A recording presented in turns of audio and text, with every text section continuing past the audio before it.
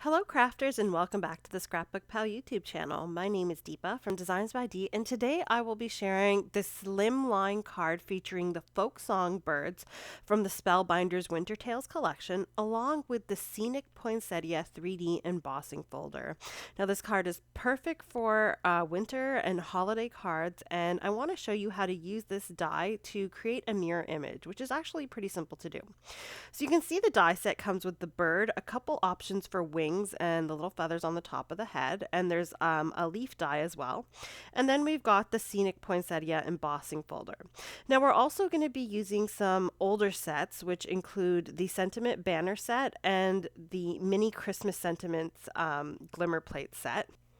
And I'll also be using the Spellbinders Christmas Blooms die set, which I kind of tacked on at the end of this video because I felt that the card needed something a little extra.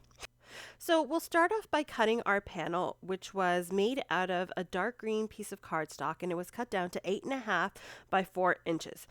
Now I'm putting it into the 3D embossing folder, and you can see I've spritzed it with a bit of water just so that the cardstock doesn't crack. Now remember, this is a 3D embossing folder, so it's going to have deep impressions into your cardstock. So I went ahead and embossed it, and you can see I did still get a little bit of cracking, and this cardstock it has a white core, so you can see the white kind of coming through, but you know what, that's not a huge deal. We can use some ink to cover that up, and I'll show you how in a minute. Now I went ahead and I cut that down just a little bit more because there's a little bit of a border around that embossing folder, even though it is 8.5 by 5.5 inches in size. So this is always a great technique to try and cover up any cracking that you may get in your embossing folders. I've got some Pinkfresh Studio Evergreen ink, and I'm just basically adding it to the edges of this cardstock panel. So I'm using a bit of a larger blending brush here, and I'm darkening the edges mainly with the green. And then what I'm going to do is I'm just going to lightly go over the 3D embossing in the center of the panel just to blend it in a little bit, make it stand out, and to cover up those cracks that I have. So if you are using these 3D embossing folders and you don't actually have the system, the Spellbinder system, to put it through a machine and get optimal embossing, I would recommend using a cardstock that does not have a white core. So now I've picked out a few colors of cardstock that I think work well together, and I'm cutting out the folk song bird. So I've cut it out once, and then I'm going to cut it out a second time. And you can see that all you have to do to get the mirror image is simply flip it over. And now I've got the mirror image of this bird, so I can kind of have it coming in on both sides of my card. Now I'll go ahead and take the 3 different colors of cardstock, the light and the dark pink and the green, and I'm using the feather die that has a bit of embossing, and it cuts out this cute little flower on the end.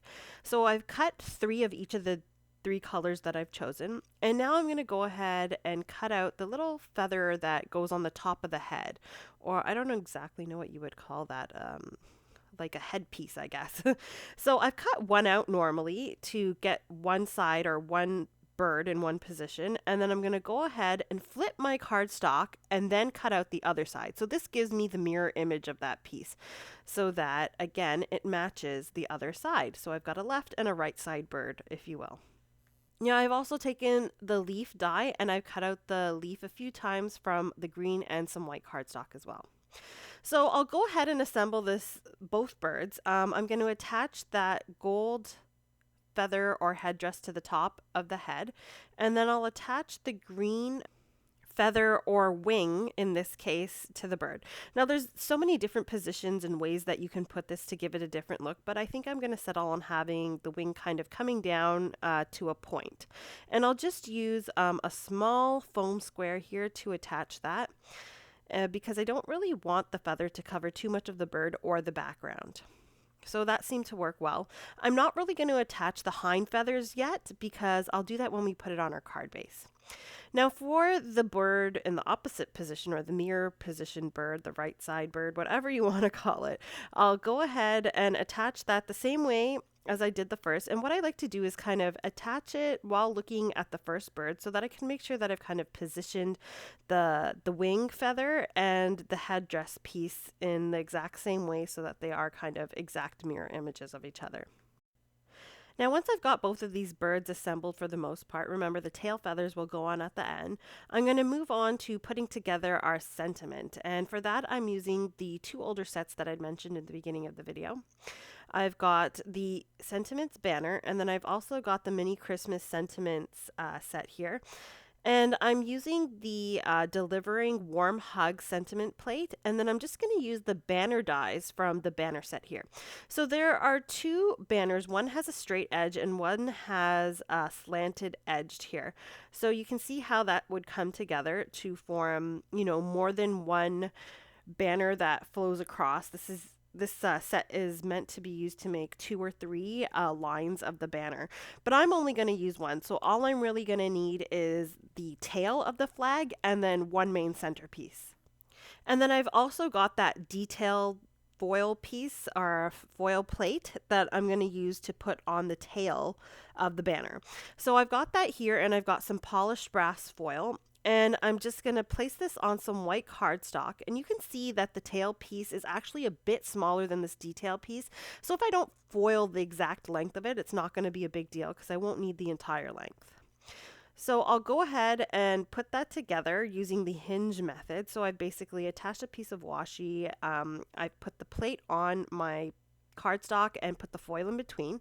And I'll do the same thing with that sentiment plate. Then I'll go ahead and foil it with my glimmer machine, and when I take that off, you can see I got a little bit of overfoiling, and that's not a huge deal. I'll just move the foil piece over a little bit. Because this is more of a detail piece and part of it will get covered, the accuracy in foiling is not too important here. So you can see the reveal of that sentiment is absolutely gorgeous. I got perfect foiling on that one, which I'm happy about. And even if I didn't, I could use a Tombow mono eraser to basically erase any extra foiling. So even if you have some overfoiling, there's always some way to correct it. Now I've attached the banner die over top, and I'm just cutting that out with my Sizzix sidekick here. And now that I've cut that main sentiment, I can go ahead and cut the two tails. So all I'm doing is placing that tail die over top of that detail plate that we foiled, and I'll cut that out for both of those plates or both of those detail pieces that we foiled. So you can see one of the tails goes on the top, and then the second tail will go on the bottom behind that sentiment piece. Now I've also cut that main sentiment banner from some gold glitter cardstock, and I'm just going to use that to create a little bit of a shadow behind the actual sentiment banner piece.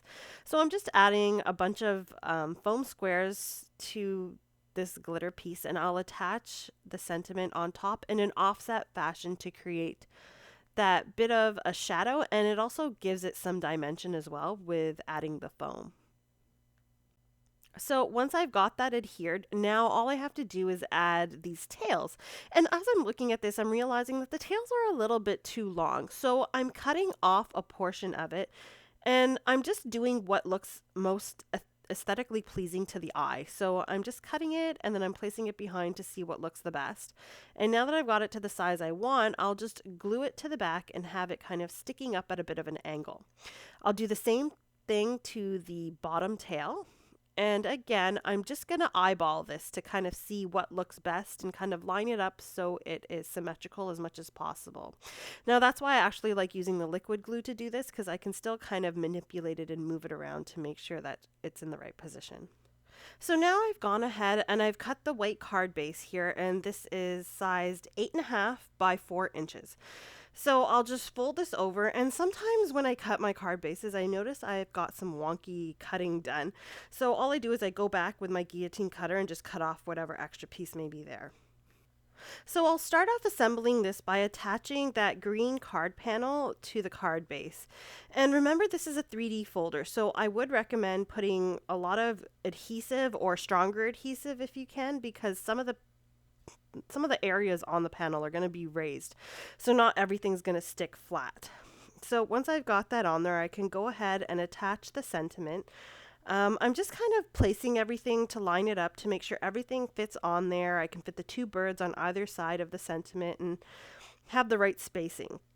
So I'm going to leave those two birds on there as I actually attach this. I'm just going to use some Tombow dot runner here to put some adhesive on the back, and then I can place this with the two birds, and once I've got it where I want it, and I think it's in the center and at the right height, I can go ahead and move the birds and stick it down. So now that I've got the banner on there, I can go ahead and attach these two birds on either side of the banner. And what I'm going to do is just add some adhesive to the back, and then I'll place it down at least the second bird lightly, and then once I think that it's lined up nicely, then I'll press it down to make sure it's permanently adhered. Now the next step is to add these little leaf fronds, and this was kind of what I was envisioning. So I was thinking that this card would have two birds, kind of like at Christmas time when you see two doves kind of flying and holding a banner, and that's basically what I envisioned when I thought of this card. So I always think that the doves, for some reason, especially for Christmas and the holiday season, have to have those fronds coming from their beak. Otherwise, it's like I can't place them. So I love that they have the little fronds in this set, and that was what really inspired me to make this card. So I'll add the green and the white frond on both birds, and I won't make it 100% symmetrical. I mean, in cards or in art in general, symmetrical is aesthetically pleasing, but sometimes when you have odd numbers or things are a little off, it actually looks even better. So I put those leaves on there kind of haphazardly because in real life, things are not perfect, right?